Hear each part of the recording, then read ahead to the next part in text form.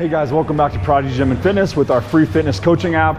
Today we're going to talk about one of my favorites for traps and building really big, thick traps strong is your grabbing from behind reverse grip Smith machine shrug.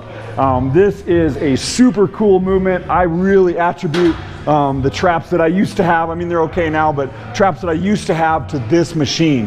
So what you're going to do is you're going to reach back and grab, and what you're going to actually do is release the weight, but you almost lean forward. I kind of explain it like you're a ski jump, and we're shrugging like that. Again, I don't want to see any of this rolling motion stuff.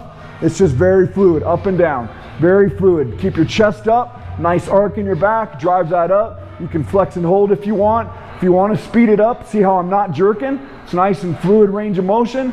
But again, guys, I can't say enough about this lift. If you're trying to build bigger traps, it really tends to develop the whole trapezius muscle.